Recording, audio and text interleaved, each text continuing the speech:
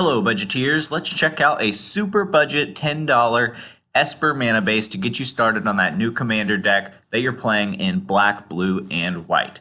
Up first, we have some colorless slash actually any color we want lands. So you see just our basic land fetches in Terramorphic Expanse, Myriad Landscape, and Evolving Wilds. And these can go and get you any basic, and the Myriad Landscape can get 2, but you do have to put 2 into it. So you've probably all seen these. They are very solid in a budget brew and can go get any of your 3 colors, which is nice. Up next, we have a few fun ones. Esper Panorama in this deck, basically just the same thing as an Evolving Wilds that you have to pay 1 and 2. You can sack it and pay 1 to go get any of the basic lands in our colors. Also, Ash Barrens.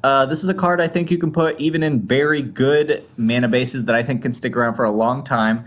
Late game, you can just put it in and tap it for colorless and it's fine. And if you draw it early, you can pay 1 and go get any color you need. So it essentially acts as any color that we need to go get. And Aether Hub is one I've been testing out in some of my budget mana bases. It's a one-time any color, basically. So you play it early, you tap for that color you're missing to cast your commander, and then later in the game, it taps for colorless. But the reason it's still playable is because it doesn't enter the battlefield tapped. So that's why I've been trying that one out. Now let's move on to some dual lands. First off, we have 6 lands that are going to come in tapped, but they're all lands I am a fan of. I really like these bounce lands, and they're called bounce lands because when they come into play, you have to return a different land to its hand, or to your hand.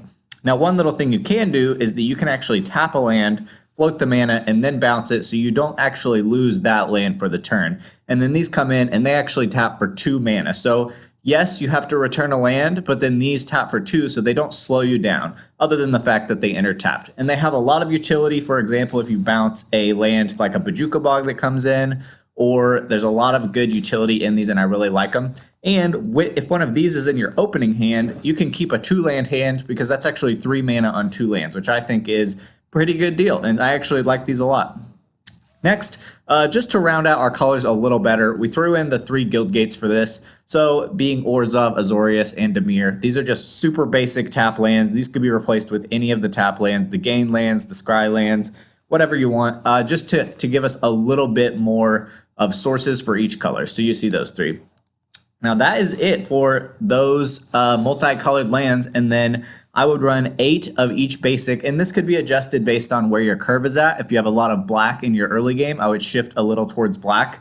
But with all this, this gives us 19 sources of each color. So for example, we're counting the Terramorphic Expanse, which can go get any of our colors, a source of all 3, because that's basically how it's going to work out. So this would be, not the most effective land based. It's not going to be the same as if you're running shocks and all those things, but this is going to be absolutely good enough to get your first deck rolling. It's going to be absolutely good enough to get you started, and especially once you start throwing in some things like signets, which is also going to give you sources. I would recommend putting colored ramp sources in. That will help you a lot, but this will certainly get you started. So good luck, budgeteer. Go try out that Esper deck and have a great day.